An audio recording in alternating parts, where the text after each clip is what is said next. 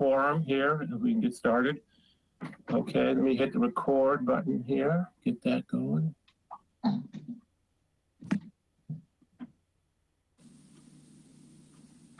This conference will now be recorded. Okay, you're now being recorded. Welcome all to the town. Good evening, Mark. Town of Harwich Finance Committee meeting. Regular meeting tonight is 6:30 p.m. Thursday, March 25th. I'll read a little thing from the governor here on public meetings. And pursuant to the Government Baker's March 12, 2020 order suspending certain provisions of the Open Meeting Law, General Law, Chapter 30A, Section 18, and the Governor's March 15th, 2020 order imposing strict limitations on the number of people that may gather in one place. This meeting of the Town of Harwich Finance Committee on Thursday, March 25th, 2021 at 6:30 p.m. will be conducted via remote participation to the greatest extent possible. Specific information and general guidelines for remote participation by members of the public and/or parties with the right and/or requirement to attend this meeting can be found on the Town of Harwich website at www.harwich-ma.gov. For this meeting, members of the public who wish to watch the meeting may do so in the following manner on Channel 18 or by watching the simulcast at http://18EYNDNS.org/cablecast public/live SPX ? Channel ID =1. No person in attendance of members of the public will be permitted, but every effort will be made to ensure that the public can adequately access the proceedings in real time and via technology means. In the event that we are unable to do so, despite best efforts, we will post on the Town of Harwich website an audio or video recording, transcript, or other comprehensive record of proceedings as soon as possible after the meeting. I'd like to do a call to order, roll call vote. Mary? Here. Brian? Here. Angelo? Here. Dale? Here. Dan? Mark? Dan? Here. Yeah. Mark? Here. Okay, and I'm here. That's 7 out of the 8. Tom Sherry is not present at the moment. Okay, moving on. And down to introduction and welcome of guests. On the line, we have Carol Coppola, our finance director from the Town of Harwich, who answers some financial questions. Cindy Williams, she's from the Chamber of Commerce in Harwich, and she's around if anybody has any questions for her. And Mike McCaskill is on the line. I've asked Mike to give me a hand tonight with some parliamentary procedures on the correct way to conduct the meeting. I want to make sure I do it the correct way.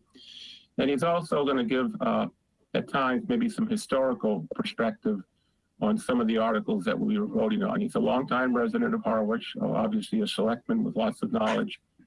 And so that's Michael's role in tonight's meeting. Welcome, Carol, Mike, and Cindy. Good evening, all. Hey, Michael. Under new business, I'm taking a cue from the selectmen's meeting last night. I have asked Dale Kennedy to make the majority of the motions tonight for clarity and for moving the meeting along. Anyone can second the motion. Some of the articles we may have to do a revisit or a revote, and anyone is wants to make an alternative motion to do so, and this is where Michael will give me a hand on what exactly the correct procedure is. But the majority of votes will be taken are first-time votes, straight-up votes. During the last 2 or 3 weeks, we've met with department heads over 4 days. Majority of us here, so we have a good working knowledge of the town's individual town budgets. We have had individual applicants from CPC come in and speak to us about CPC articles. We've got a couple tonight, which I think we can get through quickly. And then we've had presentation by the schools. The selectmen have also held presentations, and I've let people in the committee know when those presentations were happening so they could watch and learn about the various other departments. And like I've mentioned earlier in the email tonight, we're going to be working off a warrant that's the most recent. It's titled 2001 Annual Town Meeting Legal Opinion Warrant, March 24th, 21. This was the warrant article that was the selectmen used for all their deliberations and voting last night. So we'll be right in line with them.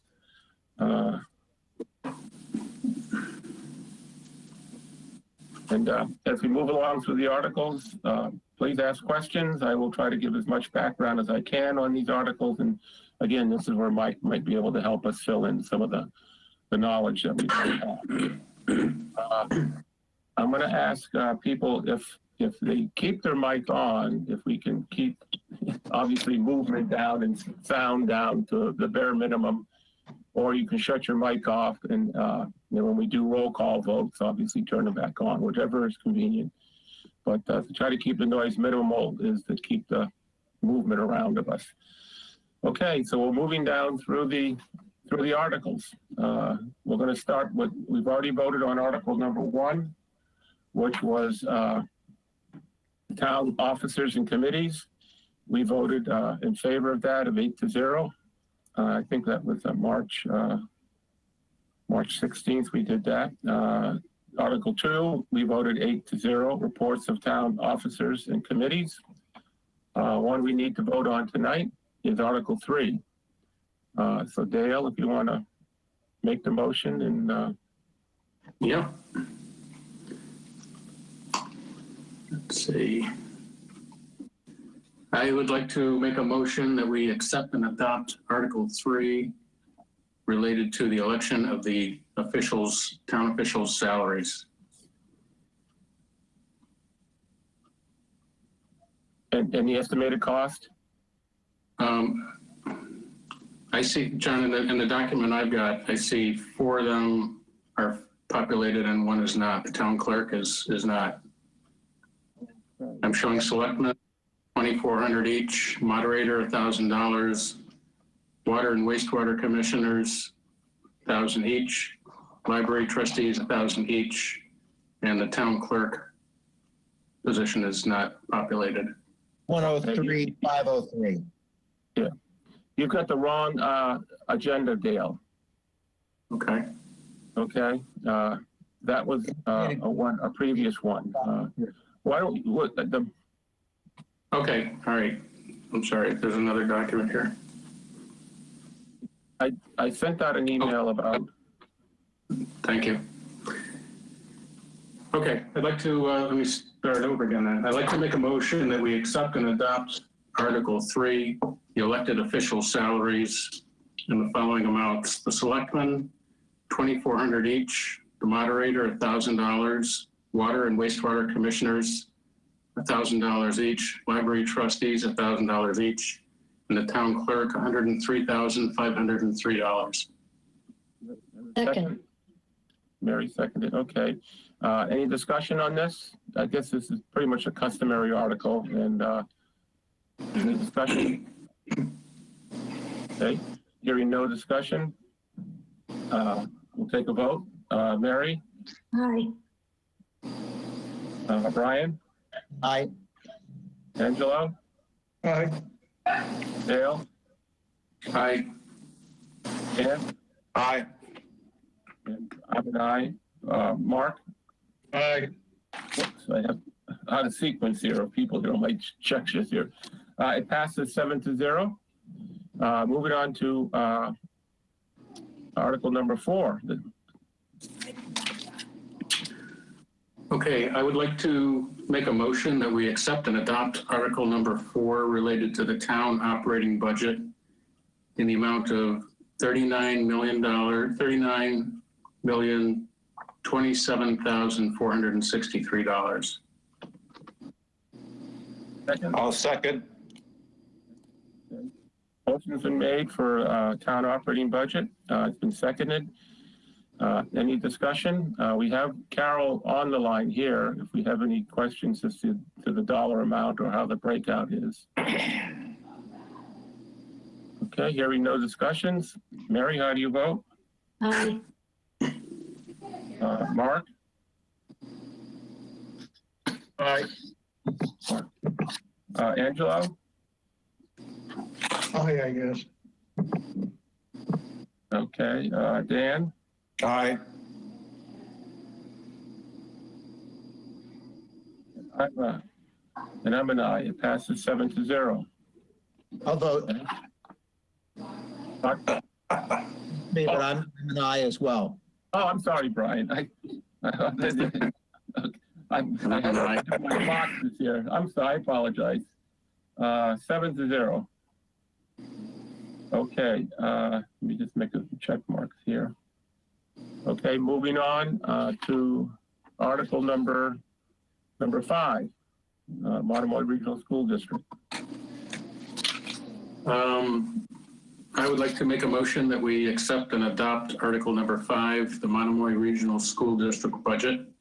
Estimated cost $27,361,049. Second. Okay, it's been seconded by Mary. Any discussion? I have some comments, but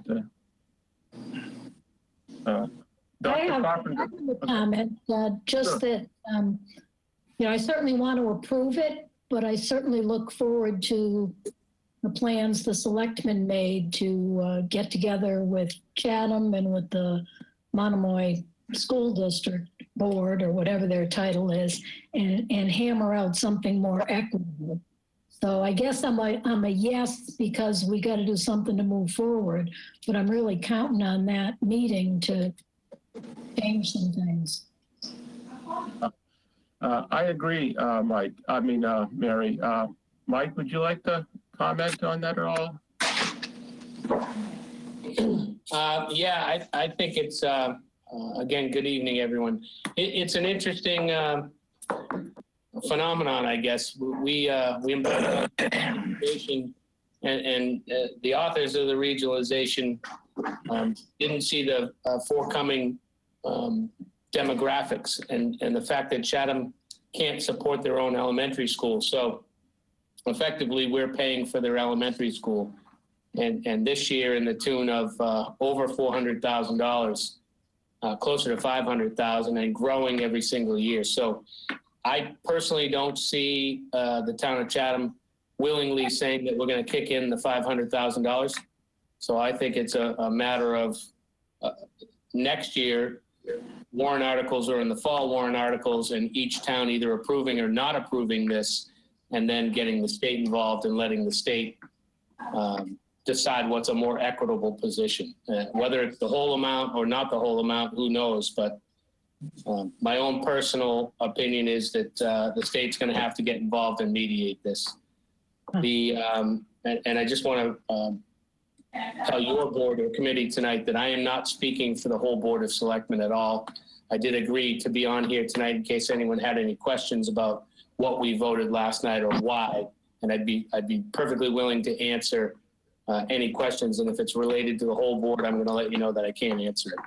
But on the school, Mary's correct. We need to sit down and figure out going forward how we can have a more equitable position, because as Don pointed out last night, they have a lull in the elementary school per pupil, and that's going to go to the middle school and then to the high school. So eventually we're going to be paying a lot more. And I think the projection was out 8 years, and it was a 90-10 projection that we'd be paying 90% of the regionalization. The taxpayers in Harwich is horrifying, and a very large number. Thank you, Michael. And yes, I appreciate you. And I do realize you are speaking for your behalf and on your own behalf. Angelo? Yeah, I agree with what Michael just said and what Mary just said, but would it be possible for us to vote not to accept this to kind of help Chatham think about at least doing something now this year, or saying something like, we'd vote for this positively for this year if they're willing to change it for next year, just to put a little pressure in. I don't know if that'd work. I like the idea. I don't know if it's, if you can do it, but I certainly like that idea, Angelo. Yeah, I wouldn't be supportive of that, just not in any way. So that's not a way that this is going to get resolved, and it isn't going to advance this positively. It's only going to create a punitive environment that's ultimately going to splash back on our teachers and our students. So I don't really want to engage in that kind of process. I have confidence in the Board of Selectmen and the Regional School Committee. I'd much rather let them work through this with Chatham. Yeah, I agree with what Brian just stated, that this should not be a punitive process. Well, it's kind of strange in that they have about $400,000 that they're using to add a new project on. So they're just pretending that we don't exist. If I may, John, comment. I would lean on the side of Brian on this one. The school committee came back with a fair amount of cuts. I believe that the school committee is acting on our best interest at this part, and they have come to the table to support us. They realize that there's an inequity and that we are paying for the elementary school. So right now they're on our team. Angelo, I wrestled with supporting or not supporting the budget based on their last rounds of cuts and adding $800,000 from their E&D, leaving really the only shortfall to be the inequity in the elementary school. I don't believe that falls on the school committee. I believe that falls on the authors of the regionalization. They made a bad deal, bottom line, and they didn't pay attention to past demographics. So going forward, I think to Brian's point, in not making this punitive and keeping the school committee on our side to rewrite the regionalization, it is very painful for me this year watching what our department heads did and having that budget go up what it did. But if we vote no on this, there's a chance that the state may pay it anyway. There's a chance they might give us some back, but I think we'll lose our ally on the school committee and we'll lose our bargaining position going forward. So I really blame the past. I really blame the authors of the regionalization for making a bad deal. And on this one, that program that you talked about, that was really a kind of a tipping point for me. And watching where they came up with the money for that and where they cut was a little bit more responsible. I still think, and I said it last night, they should have waited one more year to purchase that. But the shortfall in their budget is the elementary school, and only the elementary school. Okay. Thank you. John, do we have a liaison to the school committee on the finance committee? Not that I'm aware of, Dale, no. No. Can we assign one? Oh, sure. We can do that. That's for next year, of course, we can do that, yeah. And maybe we could assign somebody to attend those meetings and keep the rest of the finance committee informed as this goes along. That's a great idea. And, I'd like the comment before we do vote. I agree with everything everybody said. And to Angelo, we can take a vote, Angelo. If you feel strongly, of course, you can say no. And then if you want to, at town meeting, get up and defend your no. I've done that in the past.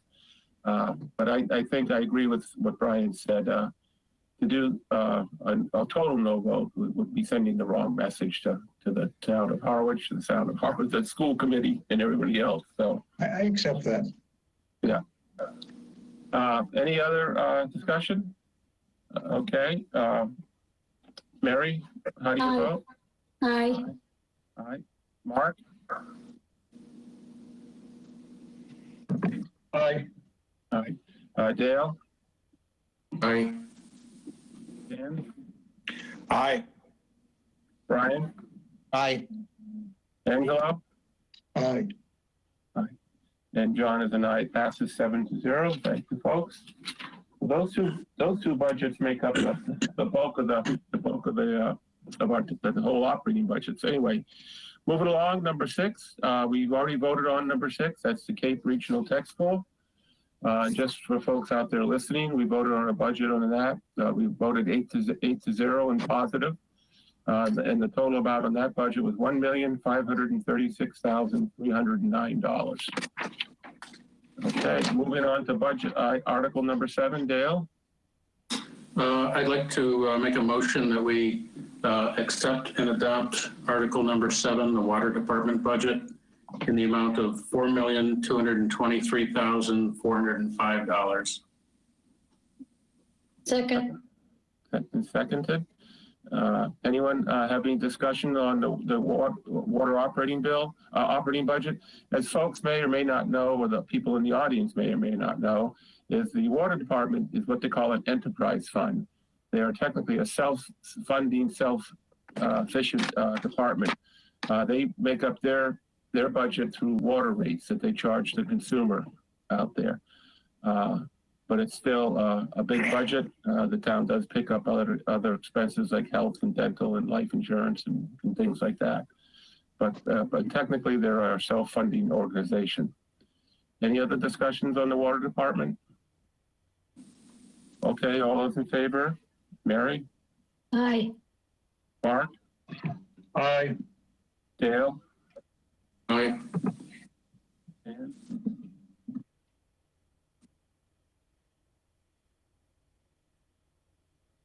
Oh, I didn't hear you, John, but I vote aye. Oh. Brian? Aye. Angela? Aye. And John, that's 7. That passes 7-0. Moving on is the wastewater department. Dale? I'd like to make a motion that we accept and adopt article number 8, the wastewater department budget, in the amount of $515,331. Second.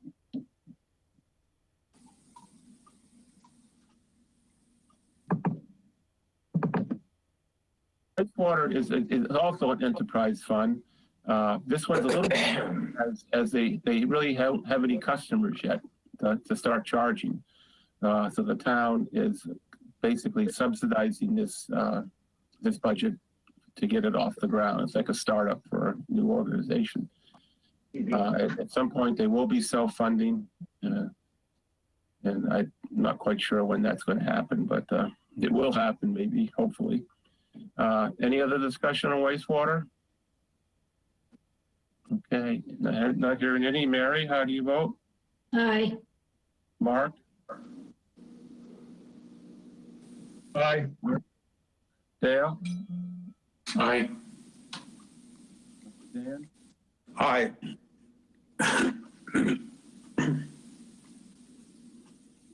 Brian? Brian? Aye. Oh, there we go. Okay. Angelo? Aye. And John, that passes 7-0. Wastewater. Okay. Moving on to wastewater that was article number 8. Moving on to article number 9, public education. Dale? Yep, I'd like to make a motion that we accept and adopt article number 9 related to the PEG access and cable in the amount of $150,994. Second. Been made and seconded. Any discussion? Just a brief overview for folks out in the audience and for folks is PEG is a public education government. Is basically our channel 18. That's what we're on right now, or viewing. And the monies raised from this come from your Comcast bill. And I looked at it the other day, and there is an item on my bill. It's called franchise charge. I don't know if that is what it is. I'm going to try to find out. But it was $4.11 a month. So I'm not sure if that goes into the PEG account. But it's a self-funding group here. So any further discussion? Mary, Aye. Mark, Aye. Dale, Aye. Aye. Brian? Aye. Oops, okay. And I'm an aye. That passes 7-0. Okay, moving on to. John, before you go on, Sure. John, at least on my computer, your voice seems to fade out on occasion. Is anybody else experiencing that? Same thing. Yep. I'm not sure whether or not, I mean, these mics are pretty sensitive. You seem to be close enough, but I don't know why you're fading out. I'll adjust my volume maybe. And, okay, I'll speak louder and hopefully it's clear. Okay, thank you. Okay. Thanks, Dan. Moving on to article number 10, lease purchase agreements. I would like to make a motion that we accept and adopt Article number 10, lease purchase agreements. Didn't we already approve that? I show an 8-0 on Brian's. Well, What'd you say, Brian? I believe we voted on it as well. I'm just going back. Okay. Yep, we did. It was an 8-0. And we, Okay, then we'll move along then, okay? I thought I tried to capture most of them. I missed that one, okay. Moving on to number 11. Capital plan. I would like to make a motion that we accept and adopt Article number 11, adopting the capital plan. Second. Motion's been made and seconded. Any discussion on the capital plan? This is a 5-year plan of capital expenditures for the town. Hearing no discussion. Mary? Aye. Mark? Aye. Dale? Aye. Dan? Aye. Brian? aye. Angelo? Aye. And John, that passes 7-0. Okay, we did vote on Article 12, which is the fingerprint machine.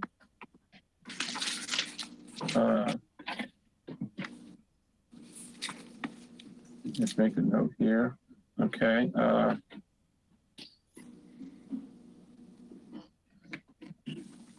Article 13. 13.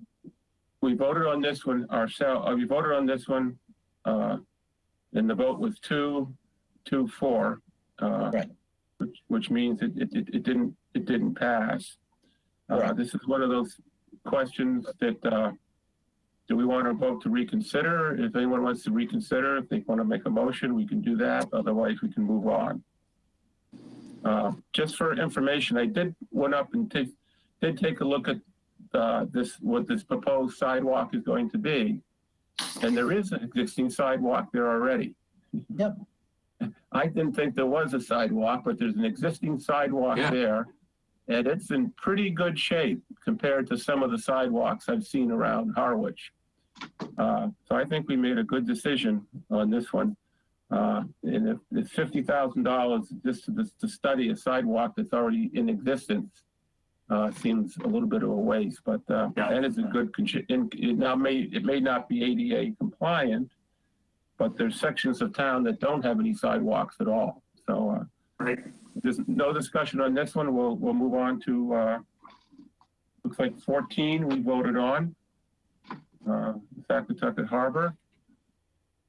We voted on 15. We voted on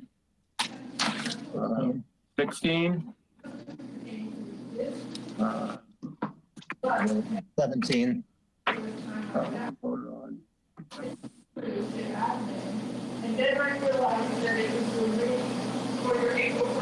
And next one is 22, John. 22? I would like to, before we get to 22, Mary and John, because we have Michael with us. So, Michael, I wanted to ask a question if I could, and it would be relative to the funding on the Quint.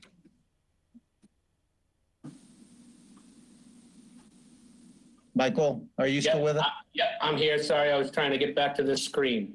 No problem. So I want to ask you a question relative to the funding on the Quint, because today I read that the town is going to get $1.197 million CARES Act funding. And it is, it appears to be, from the way I read the language, it appears that this is for capital improvements, system improvements. I think it's also to provide some measure of bridge funding. The question I really have is it possible to consider using that 1.197 million as an offset and avoid a debt exclusion on the Quint? Brian, if I may, I saw Carol Coppola, the finance director's mic come on. So I'm gonna go to Carol Coppola first, and then I will give you my opinion afterwards. She might know, she's directly involved in that money. So Great. Let's get her opinion on legally what we can and can't do. Hi, Carol. Good evening, everyone. The guidance that we've received thus far supports the use of those funds for water, wastewater, broadband infrastructure. It can replace lost revenue. It can provide stipends to, essential workers. We have not seen any guidance that would support the purchase of a Quint. I guess then my question would be, is it worthy of consideration by the Board of Selectmen that this 1.197 would provide an offset on other expenses that would ultimately avoid a debt exclusion on the Quint?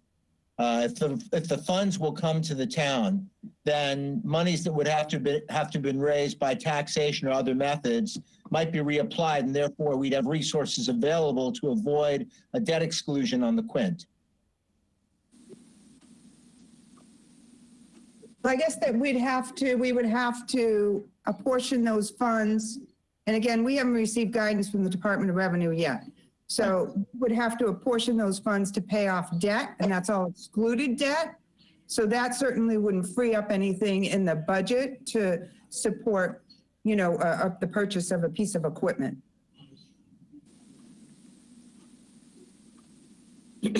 So Brian, now that Carol said that, I think it's a conversation worthy of having. And I think that we would certainly lean towards the professionals, Carol Coppola and the state, to make sure that we could legally come up with, but I hear what you're saying. Don't pay something else. Use that money to pay something related to wastewater and free up that money and pay for the Quint instead of a debt exclusion. Makes perfect sense to me. Whether or not we can accomplish that this year, I'm not 100% sure. John brought that up to me today. So I would in our meeting on Monday night, and we can reconcile any of these financial things prior to town meeting and make amendments to our motions. So I think Carol just heard you loud and clear, and we'll look for further guidance, and the Board of Selectmen certainly can have that conversation.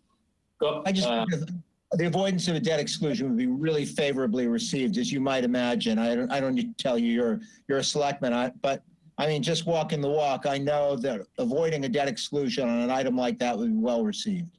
100%. I totally agree with you, and I'm glad that we were able to knock off as many debt exclusions as we could this year. So that will be a conversation that the board has. Okay, I appreciate that. Good question, Brian, and yes, and it is a definite thing. Okay, moving on to Article 22. This is another PEG requirement. Dale? I'd like to make a motion that we accept and adopt Article 22 related to hearing room and studio improvements in the amount of $99,254. Second. Seconded. Any discussion? Okay, hearing no discussion. Mary? Aye. Mark? Aye.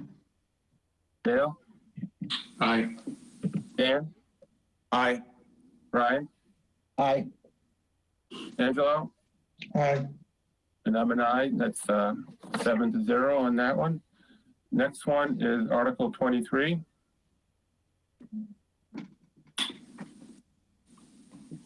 Okay, I would like to make a motion that we accept and adopt Article 23 related to land acquisitions for the protection of wellhead and water supply. Second. Motion's been made and seconded, and the estimated cost on this one's $175,000. Any discussion on this? Hearing no discussion. Mary? Aye. Mark? Aye. Yeah? Aye. Dan? Aye. Aye. Angelo? Aye. John, that passes 7-0. Next one is Article 24. I'd like to make a motion that we accept and adopt Article 24 related to new source exploration for the town water supply at an estimated cost of $250,000. Second. Seconded. Any discussion on new sources for water supply? Hearing no discussion. Mary? Aye. Mark? Aye. Dale? Aye. Dan? Aye. Brian? Aye. Angelo? Aye. And John, that passes 7-0. Okay. Moving on to Article 25. I'd like to make a motion that we accept and adopt Article 25 related to the Route 28 water main replacement design with an estimated cost of $500,000. Second.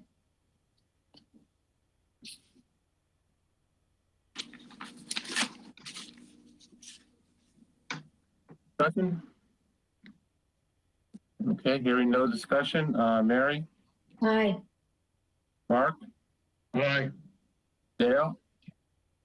Aye. Dan? Aye. Brian? Aye. Angelo? Aye. And I'm an aye. That passes 7-0. Okay, that's Article 25. 26. I'd like to make a motion that we accept and adopt Article 26 related to the Station 8 generator in the amount of $50,000. Second. Seconded for generator. This is for one of the pumping stations at the water department. And again, I believe this comes out of water revenue, so it really doesn't hit the taxpayers per se, other than the ratepayers. Hearing no discussion. Mary? Aye. Mark? Aye. Dale? Aye. Aye. Oh, I'm sorry. Brian? Aye. Angelo? Aye. And John, that passes 7-0. Moving on to Article 27.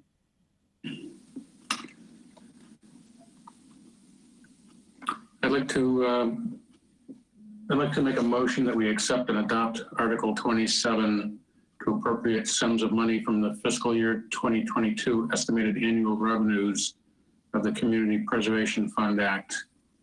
The appropriations are as follows. The Community Housing Reserve is $154,126. Open Space Reserve, $154,126. The Historic Preservation Reserve, $154,126. And the undesignated fund balance operating expenses of $25,000. Second. Second, motion been made and seconded. Any discussion on CPC estimated annual revenue? John? Right. John? Mr. Chairman, Yep. Oh, excuse me. Go ahead, Carol. The dollar amounts in the three different, what we call buckets, were amended last night to $161,171 each. Can you repeat that number, Carol? Yes, sure. 161,171. Thank you. You're welcome. And John, if I may? Yeah. Dale, you don't have to reread the motion. You can just acknowledge the difference in amount. And as long as the person that seconded it acknowledges the difference in amount, you don't have to reread the motion.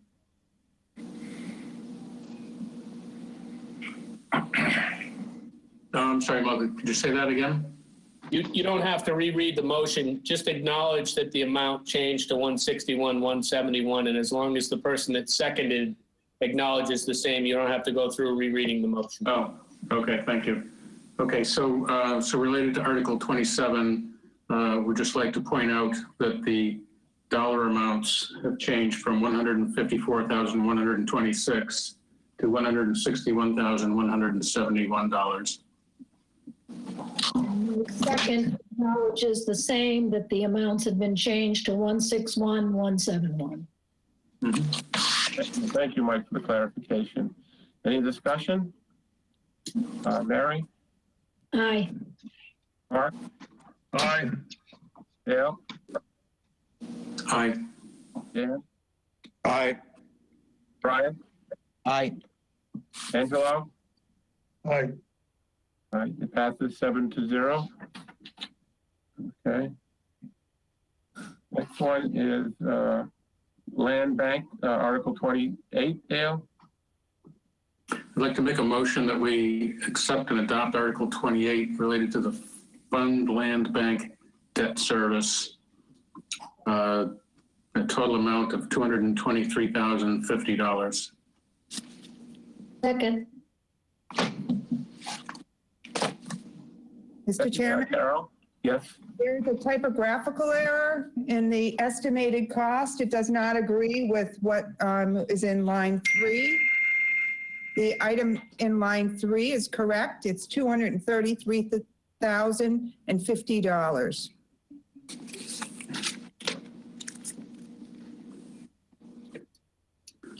Okay.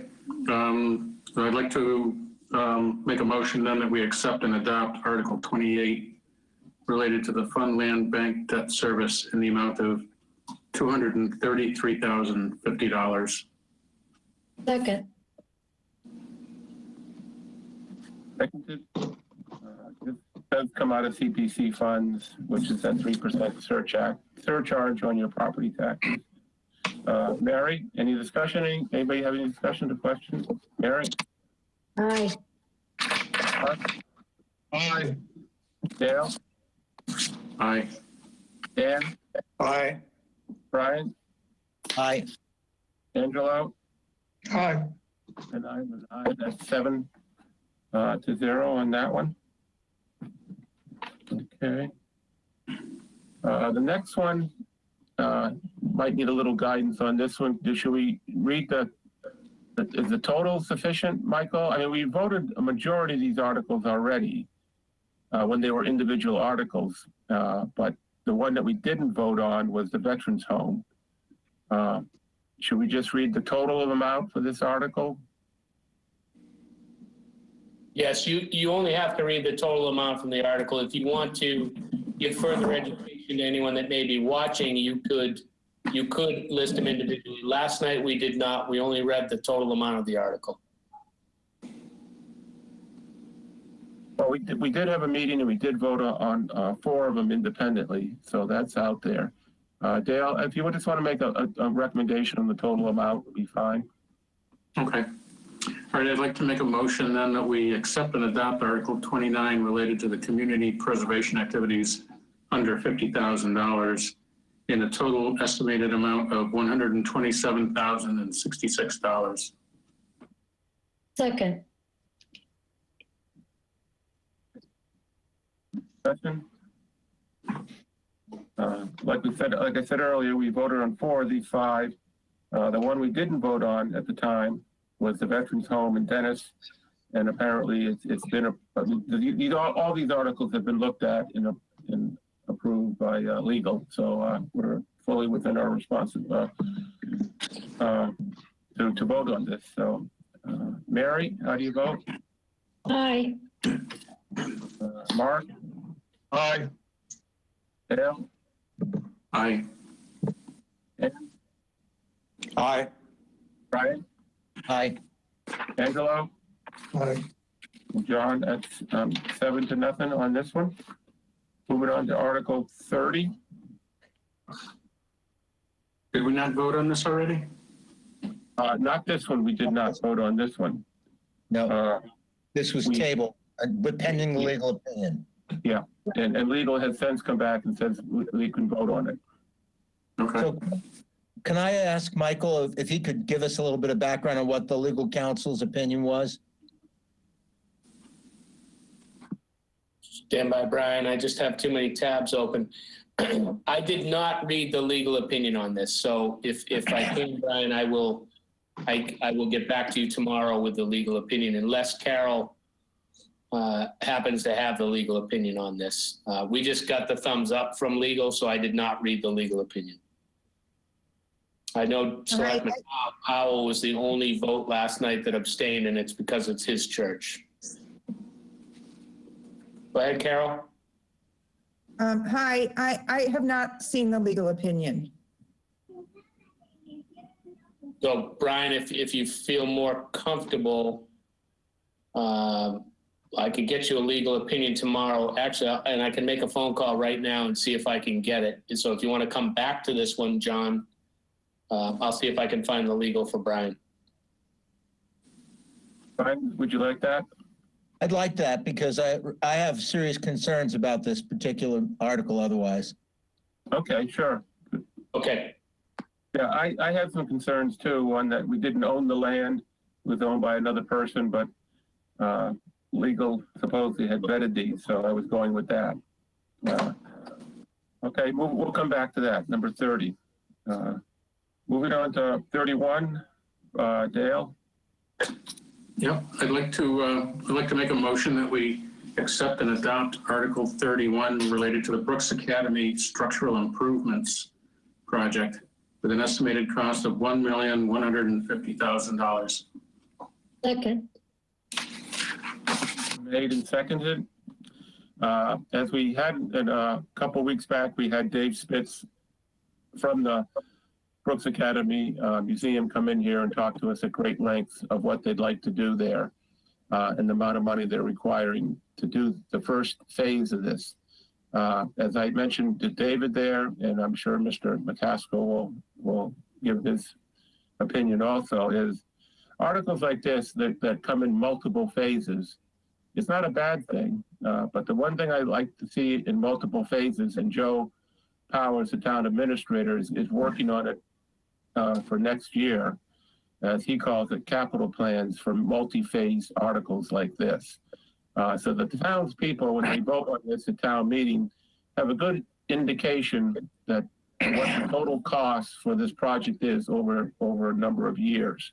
We've had 3 or 4 projects in town that I'm aware of that, and I haven't been in town all that long, that have had many phases to them, and I don't know if people would have voted for them if they knew what the phases were.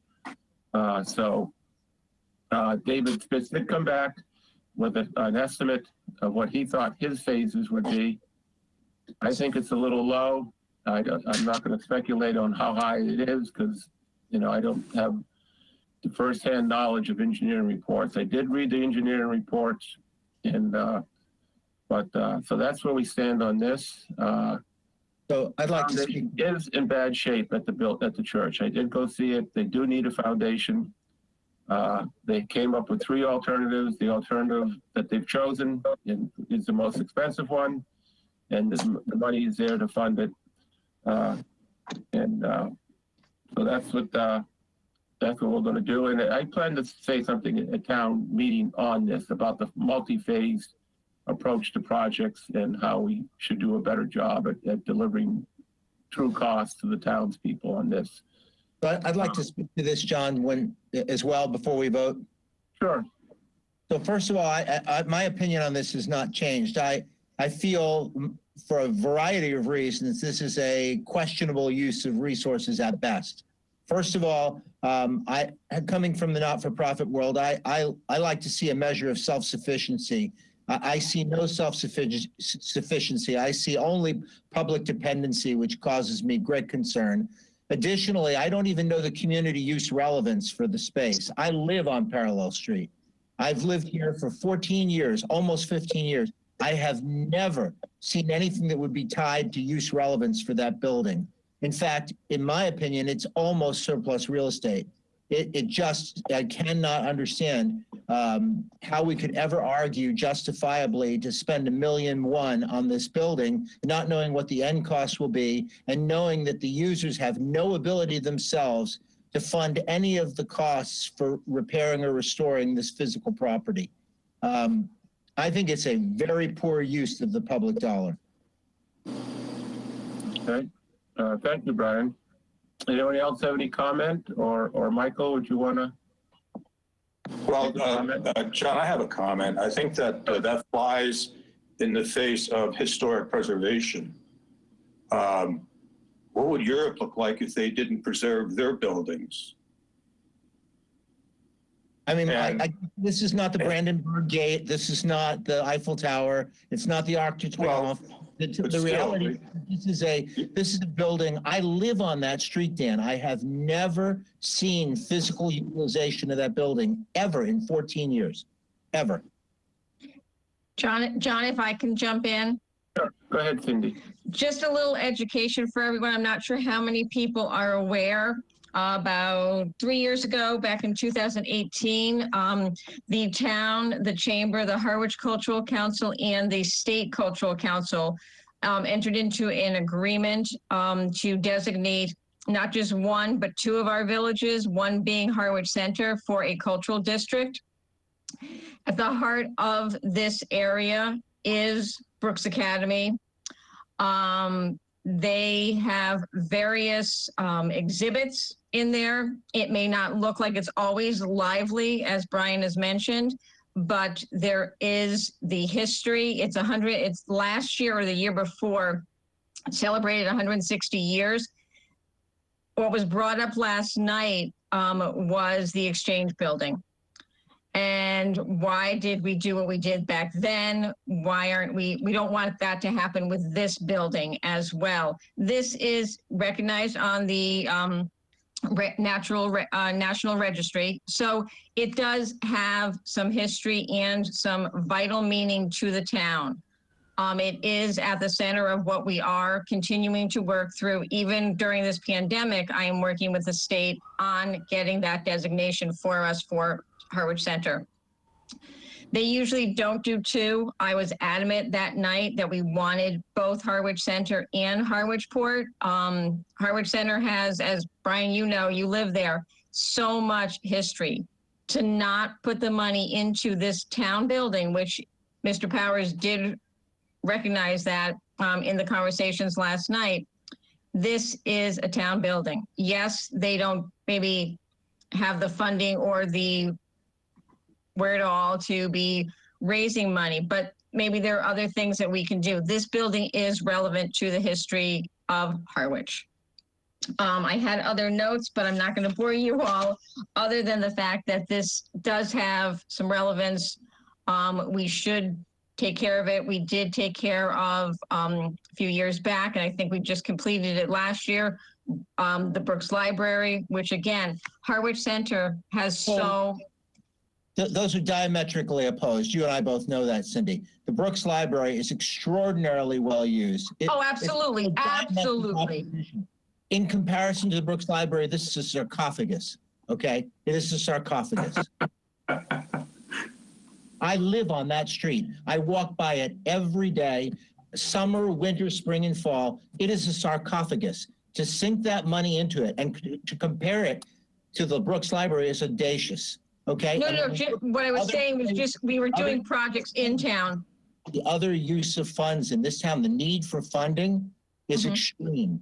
And to put this money in with an open blank check with no ability to underwrite any of their own operations themselves is a gigantic mistake.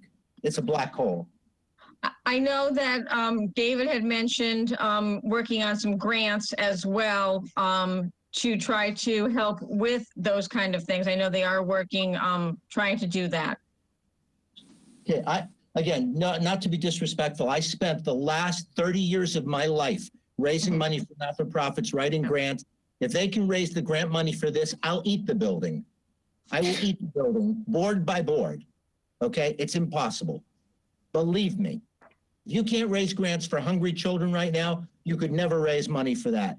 This is a questionable investment, and considering the things that were tabled last year, this is not the year to be spending money on that building. I just don't see it. Let of all a Rolls-Royce foundation for it. All that does is guarantee that we are in for the big bite, and I think that's a mistake right now. I really do. And I'm not even a fiscal conservative. I'm a liberal, and it's still something I would never do. John? Any other discussion? Angelo? Yeah, the amount of money that they are spending now, is that the total that they need? Number two, is that I know they have a problem with their walls in the basement and that kind of thing. What would it cost just to fix the structure so the structure stays there?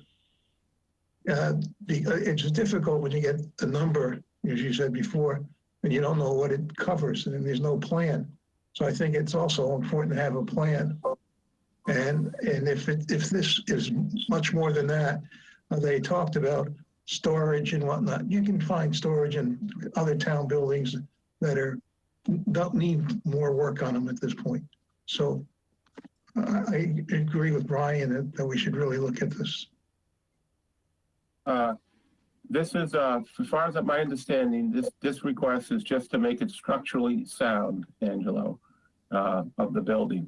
And it's a full height foundation, 8-foot foundation for future, or they'll do storage, but then they'll have for future climate control and humidity controls and things like that in the basement. But that's part of a bigger number. This is just phase one of, I think, 3 or 4 different phases of rehabilitating that building. And I too can understand Brian's comments and stuff like that. But if we don't do anything, the building is going to fall down, allegedly. That's what the structural engineers are saying. It's a tough one. I agree. 100% that in this time with $1 million, it's a tough one. So, Mary? It's not going to be $1 million. It's going to be much more than that. And it's going to be one of many phases, none of which that organization or its charities will have a dime's worth of energy investing in. They will simply sit back, and then it will be as useless a sarcophagus as it is today. I certainly share Brian's concerns because I've been here about 15 years, and other than when that Crowell barn restoration was going on, you rarely hear anything about it. But it does appear to have some historical significance, and isn't it kind of a mongrel that the building is owned by the town and there's a nonprofit organization in there? So I don't know how much you can fault the nonprofit organization for the building that we as the town own. I can't tell you how many buildings and facilities and operations I've seen that were owned by another entity where the tenant inside the building who utilizes and benefits from the space raises enormous amounts of money to improve the physical plant. It happens everywhere all over the country. So, and I think your suggestion last time we talked about this, when David Spitz, am I saying the right name? When he was, you know, they need something like the libraries, Friends of the Library or Friends of the COA. They need to do something like that. But I don't know. I'm leaning towards saying we ought to at least take care of the building. It won't be 1.1 million. No, I know. Oh yes, that's clear, Brian. We're worried about schools and educating children and building stuff, lots of other.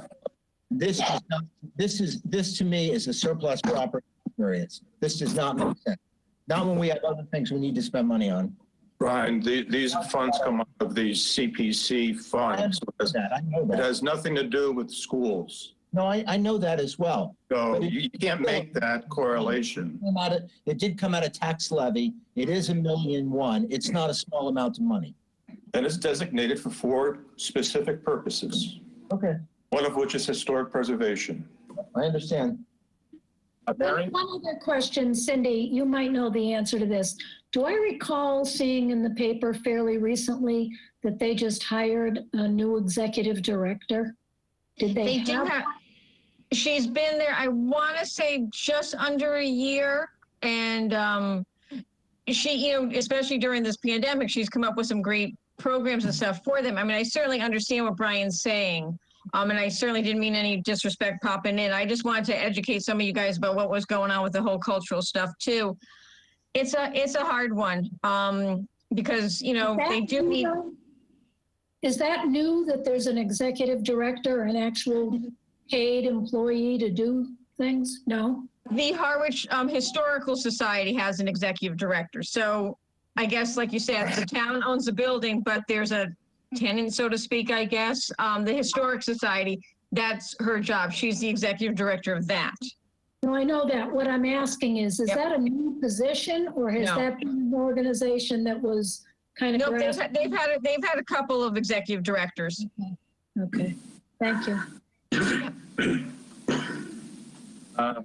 If there's no other discussion, and Brian, I fully understand your position, Brian. I had the similar position on the pet crematorium a couple years back, and I was the lone voice in that. And the fight was brought to town hall. I mean, town floor and town meeting. So if you're hearing no discussions, I'd like to take a vote. John, question. Sure, Angela. Can you find out what that $1 million that is going in now, or that we're talking about now, what that is supposed to do specifically? I can tell you exactly. CPC details that talked about the foundation and then some amount of storage. Yeah, but I'm saying if they just did this foundation to stabilize the building and keep it for a long time, how much would that be? And did that cover the whole thing? The 1.1 million is the structural foundation. That's it. That's all? It's not fixing the bricks. It's not putting the air conditioner in. No, it's not any of that. It's just the foundation work for now. And the quote they came back was it might be lower, but it's not that's any better. But the first quote they've got is about 850. Okay. Mr. Powers had a bigger contingency put into this one, and so that's why it went up to 1.1 million. But it's just the foundation, and storage in there. But it's not climate controlled storage. It's just fixing it and putting the basement in it. That's what it is. But you're talking about putting a basement in and fixing the basement. That costs some of the money. Yeah. So use it. The $1 million is more than just the steel. Fixing No, it's just the structural integrity of the building, Angela. That's what the structural engineer estimated it was going to cost. This is for an 8-foot basement in there. Is there an 8-foot basement now? No, it's a crawl space. It's a dirt crawl space. Okay, now. so you're telling me now, it's confusing. You tell me that the $1 million is for just holding up the building. Then you tell me it's for building an 8-foot high basement, which doesn't exist, and then putting air conditioning and whatnot in.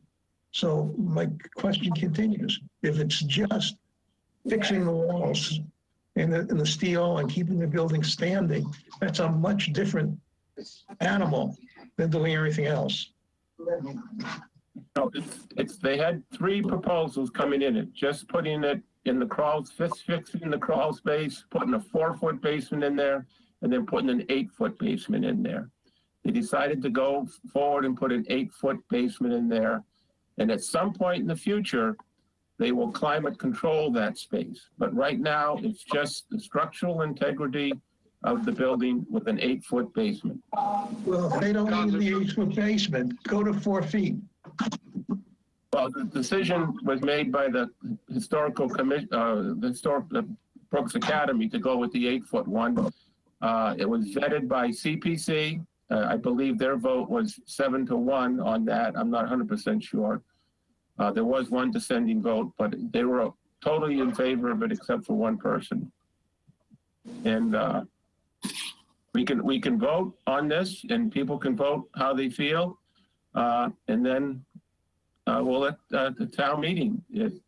I appreciate everybody's comments there, but I'd like to entertain a vote on this right now. And John, if I may. Sure, Michael. Angelo, just to clarify, I know the discussion went back and forth. There is a basement in part of the building, a fair amount of the building, actually.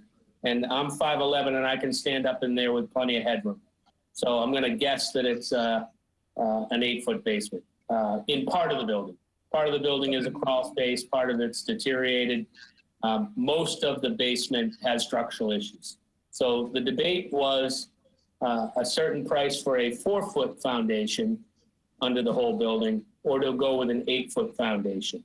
There was a lot of debate about it, and there's been a lot of discussion about the records and the town property, town assets, town heritage. So there was a long debate about it, and it was finally decided to go for the 8-foot basement rather than the 4. And I would leave it at that. I think Chairman Shorey is right. I think at this point you make a motion, the members go where the members go, and you record it. It's on the warrant, whether you make a positive motion or not. The board has already made a positive motion, so this debate is going to happen on town meeting floor regardless. And if you don't make a positive motion, that's okay too. Somebody in the crowd or the Board of Selectmen, somebody else can make the positive motion. So this is the beauty of democracy. We're not all going to agree on why and whether we should or should not. And some of Brian's comments, quite frankly, were some of my comments in the very beginning of this. And then people started to reach out in droves about tearing down the old exchange building and what a mistake it was. And history is repeating itself. So there's argument after argument, and I think both sides have great arguments, and that's why we have town meeting. So you don't have to make a positive motion on this. Somebody can make the motion. If somebody seconds it, vote, and the vote is what it is. You could also postpone it pending further information. That's the other route you could go. And if there's more information that you need. But Angelo, this is the beginning of a lot to come. This is not, and I said it in our meeting last night, and I threw the number of $5 million out there, and I'm not even sure I'm there at $5 million. Historic preservation bucket is for exactly what this is. Whether you agree or not agree with this piece of historic preservation, and I can remember going round and round about the paint job on the library for $1 million, which I never would have supported because, Angela, I think you and I talked about it. We could have painted that for $200,000. But that is what this bucket is for, and you certainly don't have to agree. But it is, to answer your question, for a basement with 8-foot ceilings. And to improve the structural integrity of the building by putting that basement in, quite frankly, and new support beams. Any more discussion? If there's no more discussion, I'd like to take a vote. Mary? Aye. Mark? I've been in that basement, so I vote aye. Dale? Aye. Dan? Aye. Brian? No. No. Angelo? No. Number vote aye. Okay. It passes 5-2, and we'll have to work with the town administrator and his capital plan for funding of these projects like this. I fully agree with everything that's been said, but okay, we're moving on. Mike, did you happen to get any answer to Article 30? I did. Unfortunately, I wasn't able to obtain the actual legal opinion. And this will be an interesting one. There's plots and burials in there from the Revolutionary War, 10 years or so prior to the Methodist Church acquiring that property. So there was a cemetery there prior to the Methodist Church. And under the Historic Preservation Council deemed it was appropriate to do work on those stones. With that said, the town does not own the property and never will. The town does not own the headstones and never will. So it is not our property. The historic article pushed by Robin, our cemetery director, was for preservation of the stones because it was a Revolutionary War cemetery. And I don't want to be quoted exactly because I don't have the legal opinion, but I think I answered Brian's question, which ultimately is we don't own it, period.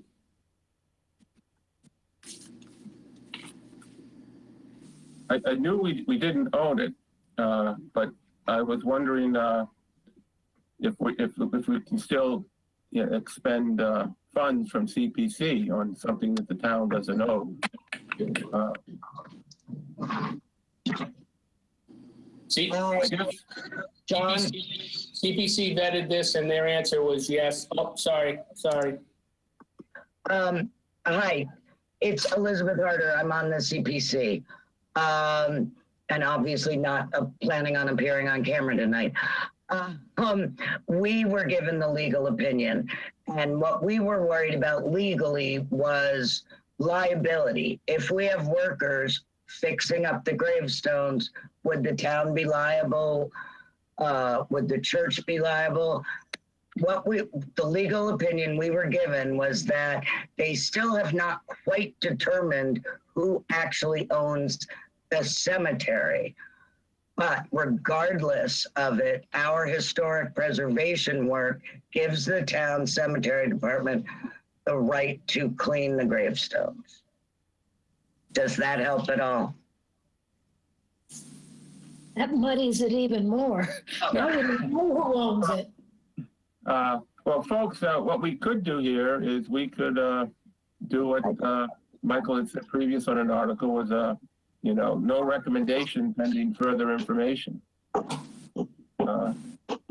Because it doesn't sound like you've heard a clear legal opinion that we can do this. And then I've also read the CPC regulations from the state, and when you get a church involved, there's even more regulations saying you can't do it.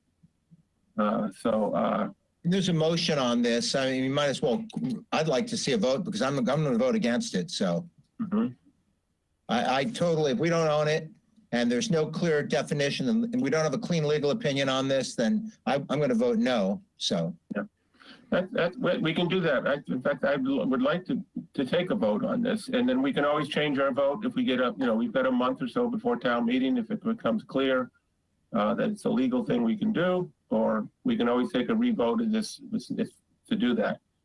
So we do have an outstanding motion on this. Yes. Could you reiterate what the motion is? I want to make sure. Is it to accept and adopt? Yeah. Okay. Okay. Well, why don't we go to Article 30? It's to accept and adopt. What was it? $112,200 for gravestone repair at the East Harwich Methodist Church. Motion's been made and has been seconded. Any further discussion on this one? Okay, hearing no discussion. Mary, how would you vote? No. No. Okay. Mark? Aye. Dale? Aye. Ken? Aye. Brian? no. No. Angelo? No. No. And I'm a no on that also. That's 1, 2, 3. That's 4 no's and 3 yays on this one. And again, we can change this. I thought we had a clear legal opinion on this, but apparently we don't have a clear legal opinion on it. Okay, let me write this down. It was 4 no. Okay. Moving on to article number 32. 32. We voted on 32, I believe. Yep. Yes, we voted on 32, 33, 34, 35. Those we have voted on. Yep. This is another article here of 36. We did vote on 36, and I bring it up. Let me just get the article here. Sand Pond. It's called the Sand Pond renovation project. We did vote on it. We voted on it 5-0. Yep. If anyone wants to rethink that vote, then the reason why I asked for that is the selectmen last night voted to indefinitely postpone this article. They couldn't amend it from going on to the warrant because it's a CPC article, but they indefinitely postponed it. If anyone has The rationale behind the indefinite postponement. Pardon, Brian? What was the rationale for the indefinite postponement? Michael? Good thing you're here, Michael. It was the consensus of the board. We've had some feedback from some of the abutters, but it was the consensus of the board, and I think it's fair to say consensus of the board, that the sea of plastic that we're going to build in the woods to the right of the parking lot is going to be more of an attraction that's going to take away from the pond. And we just don't see, with the investment that we've made in Brooks Park and the investment that the town's making in the elementary school playground, that there was a need to put a playground over at Sand Pond. It's on the warrant, Brian, because it's a CPC article, so it's on there anyway. We're just not supporting it. So it's going to be heard and voted at town meeting and debated anyway. The board just voted unanimously not to support $83,000 for Sand Pond, and we felt that it was better left alone. So, and we've voted on this, so we'd have to have a motion to reconsider, because it's been acted upon. Yes. Don, if I may. Brian, one of the mechanisms that we have is prior to town meeting, the selectmen and the finance committee usually get together on things that they're on opposite sides of and ask each other if we want to reconsider or hear the other one's point. And then there's a time there that we can change it. But there is no harm in going to town meeting with opposite opinions. Yeah, I mean, in this case, we were there earlier, and I still remain favorably disposed towards it myself. So I would not be supportive of a motion for reconsideration right now. I'd love to have the conversation because your comment catches me completely off guard. But that aside, I mean, I'd be up to the rest of the board. I wouldn't be interested in reconsidering right now. And I would, having heard a lot of the things Michael just said about Sand Pond, including there's some concern that some of the water quality issues would come back if they get back into a larger usage of the area. And there's kind of a cry to keep it a little more natural rather than playgroundish. So I would be interested in reconsidering that article. Mary, if you'd make that motion, I'd second it.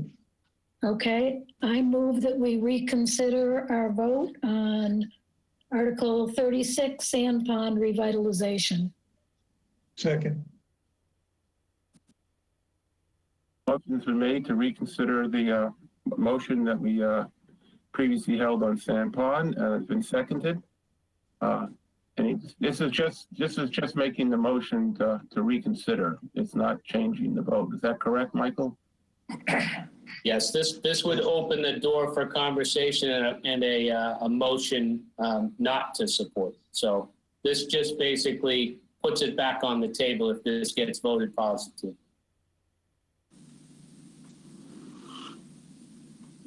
discussion, and we'll take a vote on this. Mary? Aye. Aye. Mark? Aye. Aye. Dale? Aye. Dan? Aye. Brian? No, No. Okay. Angelo? Aye. Aye. And John, I'll vote aye to, okay, so it was 1, 2, 3, 4, 5. Was it 6-1? 6-1. 6-1, okay. To reconsider, okay. Now we have to make a motion to reconsider. Michael, is that it? No, now if anyone wanted to make a motion not to support, not to support it, then you would, the opposite action that you took last time. Well, last Okay. time you made a motion to support, to accept and adopt. This time you would make a motion to indefinitely postpone. Yeah, John, I would like to make a motion that we indefinitely postpone pending further information, the Sand Pond revitalization project.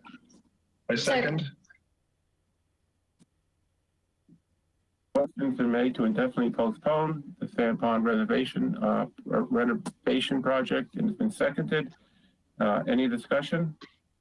Yeah, John, I'd like to get a little bit more information on just exactly what this playground consists of, because I'm hearing mixed feedback about it being a playground versus just some playground equipment. So that's my concern. Well, my recollection, Dan, was that it's not a true playground in the sense of a Brooks Park playground. Correct. It's more in line with 1 or 2, maybe 3 smaller pieces of, a whirly thing to do that spins around. Just a couple small little things to entertain children while they're there. It's not a full-blown playground. It involves cleaning up the beach area, tearing down that building that's there, Yep. putting some fencing in, and cleaning it up. And to some people's concerns, I think, is making it more attractive. And when you make it more attractive, there's more people there, and more people lends to the thought maybe the water quality now will start to degrade there. So it's a cascading effect there. But it's not a full-blown playground, and that's what Eric told us when he came and spoke to us. That's my understanding, but just exactly what the little bit of playground equipment looks like, because I think that's a concern of some of the people in the community that's going to detract from utilization of Sand Pond. Wasn't there some paving too, John? No paving is going to go on. No. And they do police the lot. You do need a sticker to get in there, Mary. It's a stickered facility, a beach sticker. So any more discussion on indefinitely postponing this? Yeah, I've heard a lot of people just want to keep it natural. Yeah, exactly, Mark. Yeah. And I see both sides of this, and you'll see what my vote is shortly. But those, I'd like okay. Academy natural. That's what I would like to do. Pardon? What, Brian? I think keeping the Brooks Academy natural would be useful.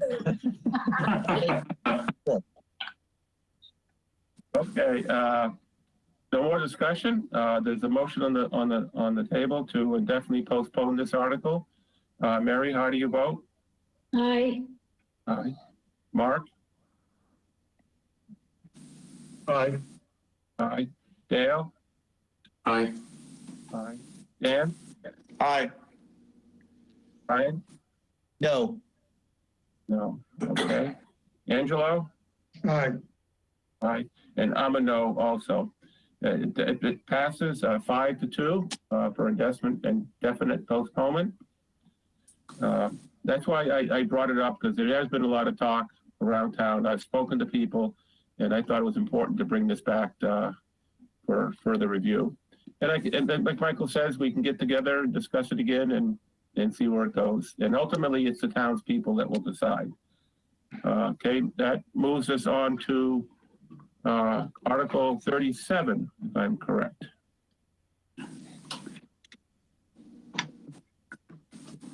All right, I'd like to make a motion that we accept and adopt Article 37 related to amending the code of the town of Harwich Charter and to amend Chapter 9, Section 6. Second. Motion on the table to, and it's been seconded. This is to basically change some language in the capital plan. It's in front of you what the language changes are. Any discussion? Hearing no discussion. All those in favor? Mary? Aye. Mark? Aye. Dale? Aye. Dan? Aye. Brian? Aye. Angelo? Aye. And I'm an aye. That passes 7-0.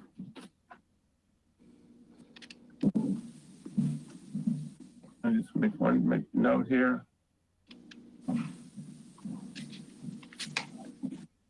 Okay, moving on to, okay, this is, I'm going to need some help on this one too, Michael, but I think we'll see what happens. This is Article 38. 38 on your warrant articles talk about a planning board article, which was pulled from the warrant last night. So the article that's on your warrant has been pulled, but in its place, the selectmen added a brand new warrant, and that was in the some of the attachments I sent out today. It's called Article 38, and I can read it if folks didn't make a copy of it. It's basically granting a permanent easement to Verizon, and it's in place of the article that's on your warrant right now. It's Article 38, it's a proposed warrant, to see if the town will vote to authorize the Board of Selectmen to grant a permanent easement to Cellco Partnership doing business as Verizon Wireless for the installation, maintenance of fiber optic cables, communications equipment, and related facilities in, on, and under a portion of town-owned property located on Harbor Road, identified by assessors as parcel 15-U23 on such terms and conditions and for such considerations, which may be nominal considerations, as the board deems appropriate to take any action relatively thereto and to act fully thereon. So it's basically just granting Verizon an easement to put some fiber optic equipment. Michael, do you want to say any more on this one, or? Yeah, for those that aren't familiar, and John, we didn't vote this last night. This is one that I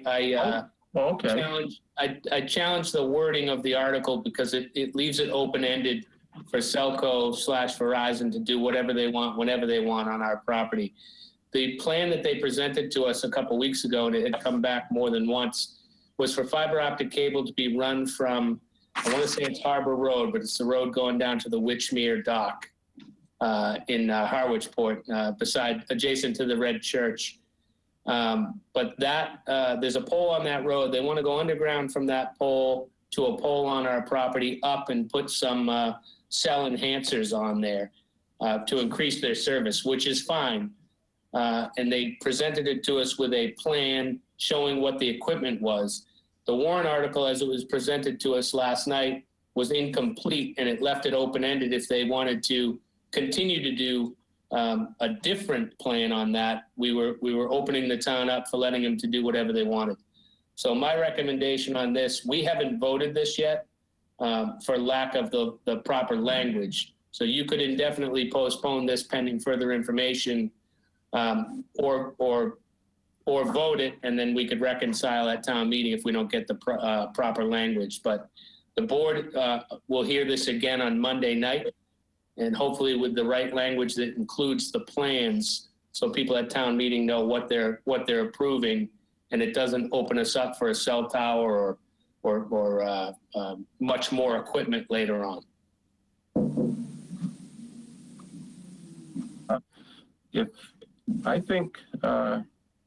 we probably should make a motion to indefinitely postpone this one. I agree. John, I'd like to make a motion. No money involved, and it's something that's easy to reconcile before town meeting. So at least it gets a vote in there. Someone can make a motion to that effect? Yeah. So I didn't. Yeah, I'll I'd make like a to, motion that we indefinitely postpone pending further information. Second. Motion's been made to indefinitely postpone Article 38. Any discussion? Hearing no discussion. Mary? Aye. Mark? Aye. Dale? aye. Dan? Aye. Brian?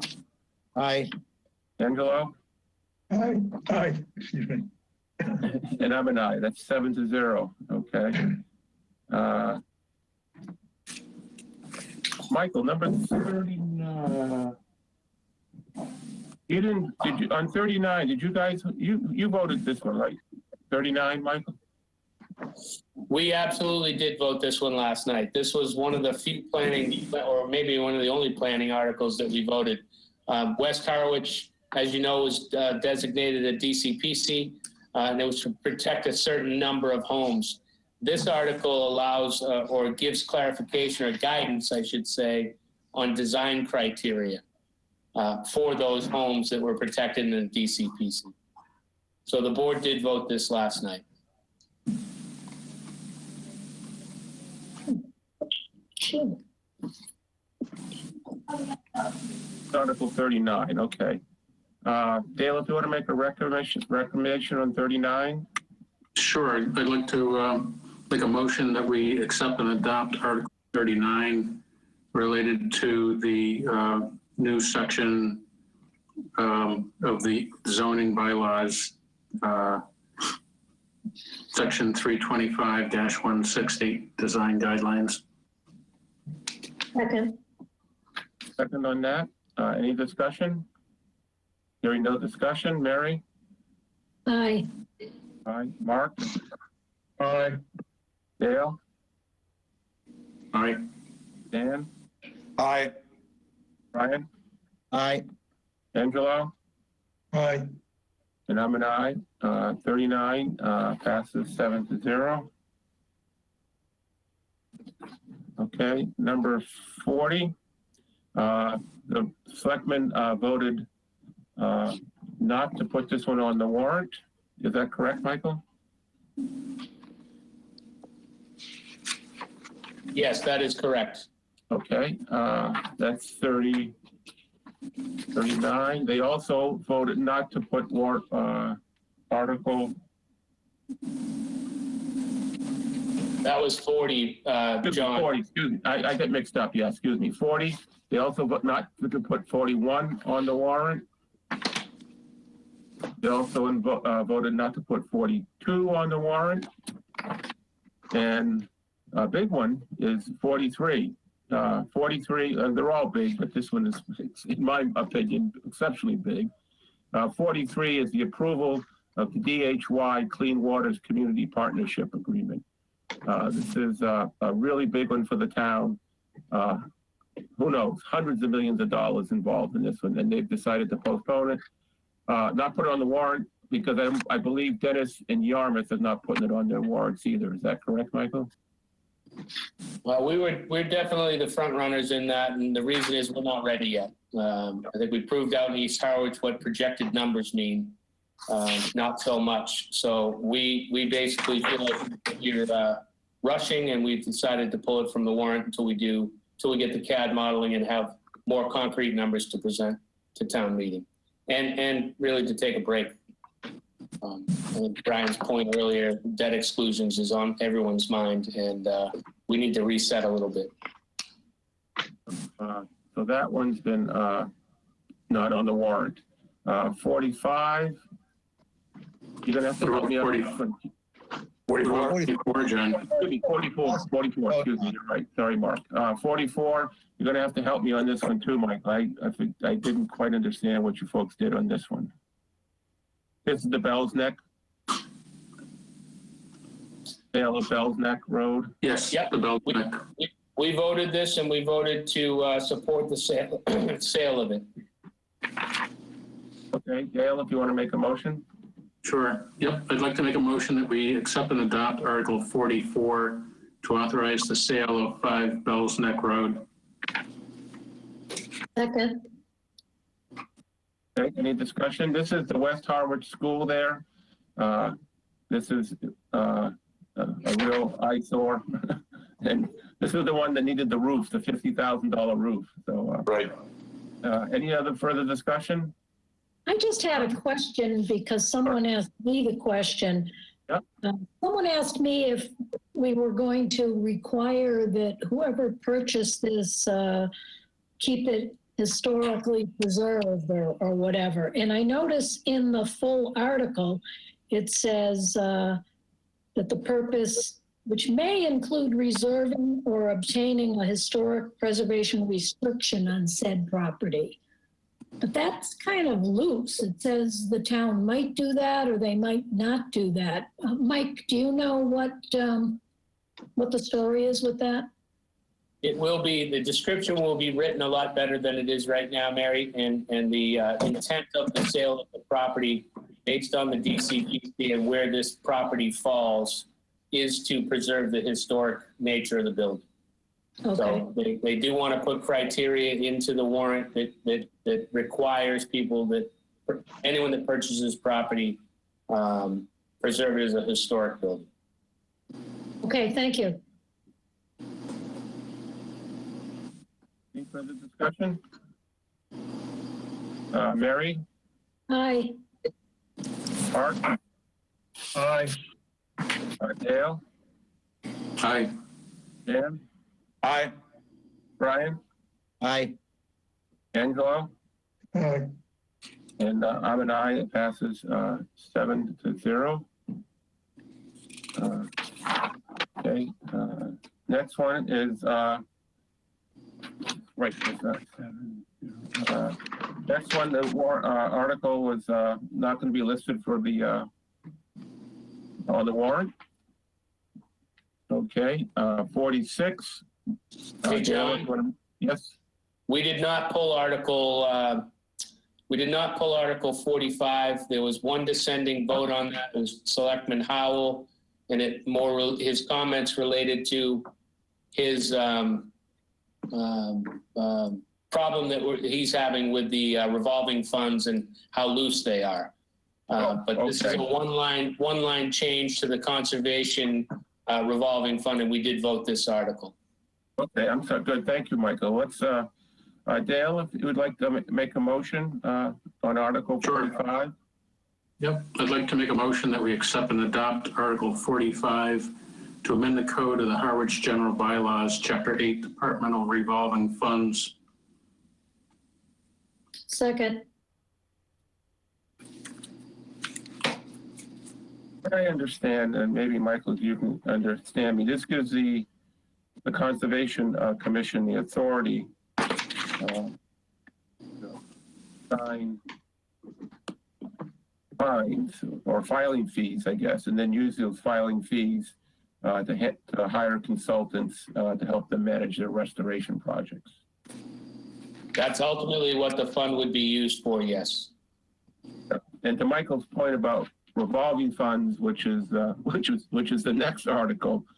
Like I said, I haven't been in town that long, but as long as I've been in town, revolving funds have been a discussion of what to do with them.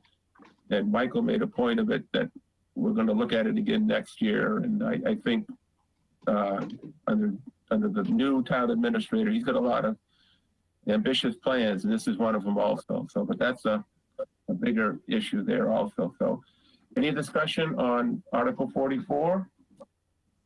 45. None? 45? 45. Oh, excuse me. I keep flipping the page over. Okay, 45. Thank you, Mark. Any further discussion? Mary? Aye. Mark? Aye. Dale? Aye. Dan? Aye. Aye. Angelo? Aye. Okay, so it passes 7-0 on that one. Next one is, it's an annual article. Dale? Yeah, I'd like to make a motion that we accept and adopt Article 46, the annual departmental revolving funds authorization. Second. Seconded. This is an annual article. It gives the spending limit for the various revolving funds that you can see there, and how they can use it to spending. Again, it's been a much talked about article. If anyone has any further discussion on this? Okay, hearing none. Mary? Aye. Mark? Aye. Dale? Aye. Brian? Aye. Angelo? Aye. And I'm an aye. That passes 7-0. And John, I'm an aye also. Oh, did I miss you, Dan? You Sorry. missed me, yeah. You're so quiet there. Sorry about that. It's 7-0. Okay, the next three articles, stabilization fund, oped trust fund, and fund of prior years unpaid bills. We have no dollar amounts in there yet because if Carol is on the line, she still is. Unless you've got some late breaking news, Carol, we still have no dollar amounts, right? No, we still have no dollar amounts. We're working on receiving an outstanding invoice from a vendor. We have not received it yet. We've reached out again today. So we're waiting for that information, and that'll certainly provide us more information for stabilization and OPEB. We've got two ways to handle it. We can not do anything, or what I'd like to do, entertain a motion for each one for no recommendations pending further information. When we get that further information, we'll make a recommendation, but at least we get our votes recorded as we did something on these articles. And so Dale, if you could make a motion for that. Can I do them collectively, or do you want me to do them one at a time? You probably should do them one at a time, Dale. Okay. I'd like to make a motion that we postpone action on Article 47 pending further information. Second. Discussion on stabilization funds. No recommendations pending further information. Mary? Can I just ask a question? What's the value of doing this as opposed to just waiting when we can do the roll vote? I guess it's more of a procedural thing on my part. It gives we've got to make recommendations to Joe Powers almost by Monday, I think he said last night. So Brian and I are going to work on that this Sunday. Instead of leaving an article blank, I'd like to put something in there, just in case that we have the townspeople, because we can always get a town meeting and speak further. But at least we've looked at it, and if there's no numbers to vote on, we can't vote on the numbers. So Thank you. Okay, thank you. I really don't like using that terminology, Mary, but in this case, it's what it's for. So, any further discussion on stabilization fund? Mary? Aye. Mark? Aye. Dale? Aye. Dan? Aye. Brian? Aye. Angelo? Aye. And I'm an aye. 7. 8.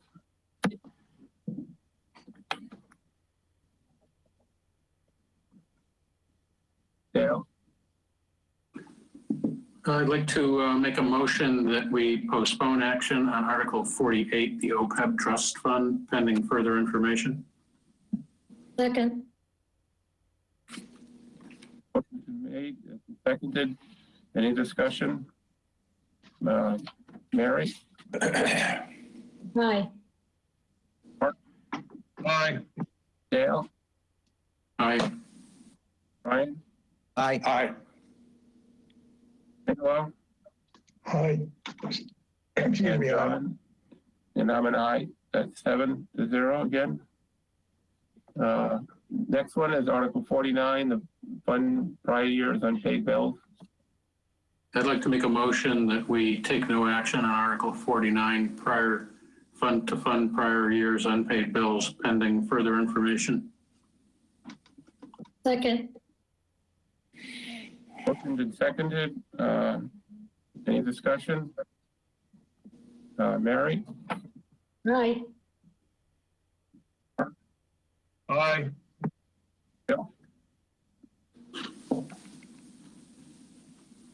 Did you say aye, Dale? I'm sorry, aye. Dan? Aye. Brian? Aye. Angelo? Aye. And John at 7-0. Okay. The next one, we voted, I think we voted on this one, right? I think so, yeah. Yeah. Yeah. We voted on this one, it was 7-0, promote Harwich. Yep. We voted, defray the expenses of Chase Library, Harwich Port Library. Yep. That was, six yays, no nos, but one abstention because Dan's wife is on the board of directors of the Chase Library. And then we also voted 7-0 on the cultural grants. And we also voted the fisheries. And then Article 54, amend the Board of Selectmen to Select Board. That was pulled from the warrant last night. So that concludes the articles, folks.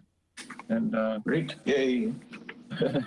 but like I mentioned earlier, Brian, I'm going to get together on Saturday and write up the recommendations with each individual's names attached to each recommendation and warrant article, and get those to Mr. Powers so that he can get those to print. And then the selectmen are voting on some articles on Monday night, but we can't wait till Monday night for those. We'll have to amend our things at the appropriate time. So if anyone else has anything else to say, I thank you all. I share, or maybe you should share some of the frustrations I've had trying to get these warrants and budgets.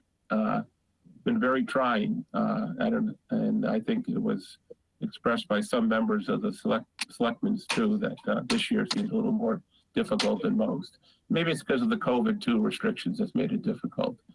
But I really do appreciate you all coming out tonight and bearing with me as a relatively new chairperson. So thank you, and more to come. I did have a meeting scheduled for Tuesday.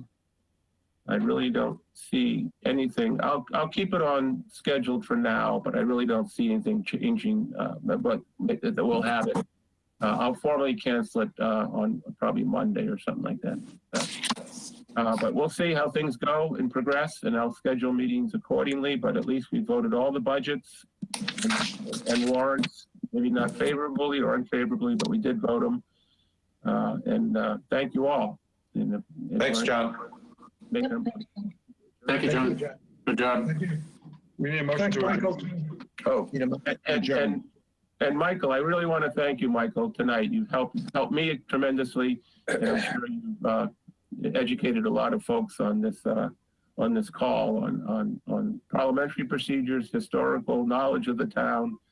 And sometimes we can agree to disagree, but that's town meeting. And ultimately, as we all know, it's the town citizens that make the decision at town meeting. We're just advisory committees and boards but it's the citizens that need to get out there and vote how they want their money to be spent. So again, Thank you, John, and I'm glad to help. And I really just wanted to spend a couple hours with Angelo. I'll get you for that one. You're gonna have to fix breakfast. I could feel the warmth, Michael, you know, so it's good. It's all good. So Angela eats breakfast thank about you this all. time. Ladies and gentlemen, I really appreciate your help, and I'll reach out for the next thing we have to do. If someone wants to make an adjourn. Any second? Second. Okay, meeting's adjourned. Thank you all. Good night, Thank you. everybody. Right. Bye, everybody.